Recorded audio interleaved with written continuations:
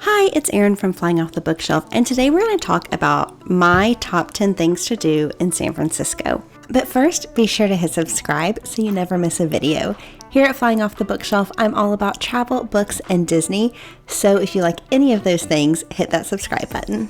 There's so many things to do, we cannot even begin to cover it all, but we're going to talk about 10 of my favorite things that we did during our time in San Francisco. So the first thing, of course, is to see the Golden Gate Bridge.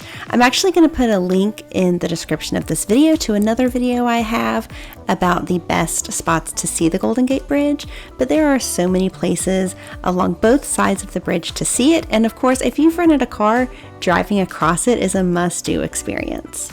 The second thing is to ride a cable car. San Francisco is known for their cable cars. You can get a one-time ride ticket or a pass that will allow you multiple rides during your stay. That's what we did. There are 3 different cable car lines that you can choose from.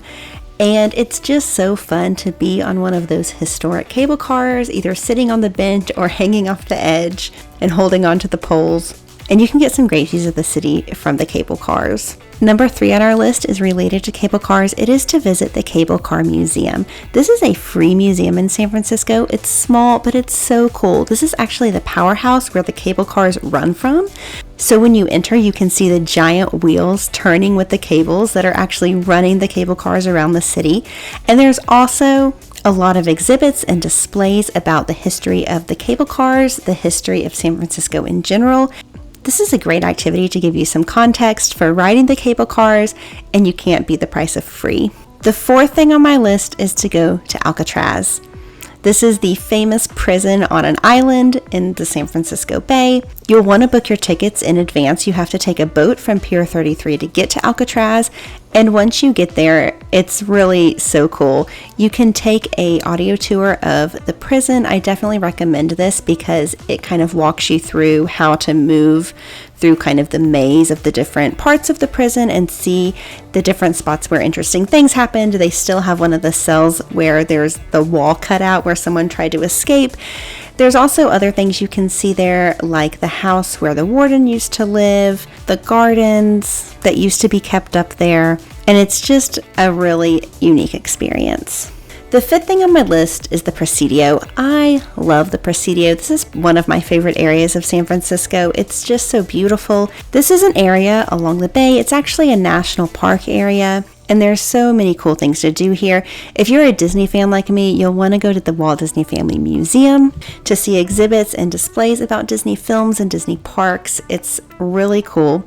There's also the Presidio Museum. You can walk along the tunnel tops and then make your way down to the famous Crissy Field for more views, and you can relax on the beach there. It's just such a beautiful area. The 6th thing on my list is another really beautiful area. It's Land's End. We did not spend enough time here. I could have spent all afternoon here hiking these trails and enjoying the beautiful scenery. This is such a peaceful area of the city. One really popular spot to go is the old Sutro baths. These are kind of ruins. There used to be a giant bathhouse where people would come and bathe in these baths next to the ocean. And now the house is gone, but you can still see where the baths are. There's so many different walking and hiking trails here. If you are looking for a peaceful spot in the city, Land's End is it. The 7th thing on the list is probably the most famous touristy area, and we're going to pair them together. That's Fisherman's Wharf and Pier 39. There are so many shops and restaurants here and kind of kitschy touristy activities to do. It's really popular. It's always crowded. It's not my favorite, but I had to put it on the list because it's one of the most popular things to do. And of course, Pier 39 is where you can see the famous sea lions at San Francisco, which is really fun. When we were there in July, that's actually one of the times when the sea lions aren't there. There were a couple that just hang out. There's some that just kind of don't leave, I think. But it was still fun to see. And if you're there at a different time of year, you'll definitely want to go down and see all the sea lions that are here. The 8th thing on my list is Chinatown. San Francisco is famous for its Chinatown. It's such a fun and vibrant area. There's so much shopping and dining. It's just a really fun area to walk through. You'll want to make sure you see the Dragon Gate.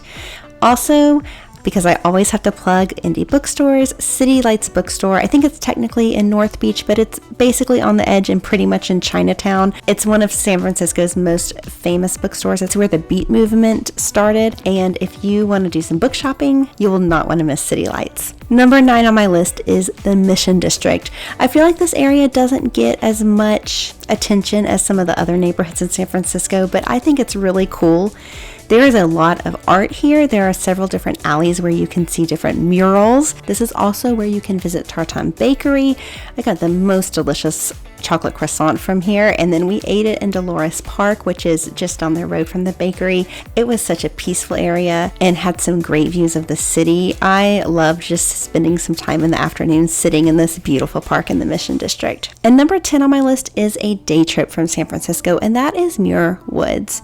Muir Woods is one of the most beautiful places that I have been, and it's a redwood forest. I truly could not get over the size of these trees.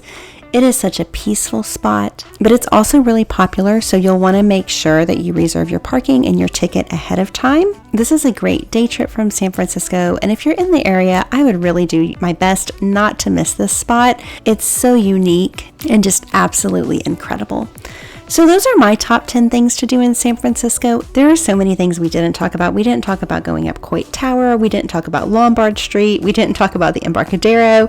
So there is no shortage of fun things to do in San Francisco, but I hope this video helped you decide on some things you might want to do in San Francisco.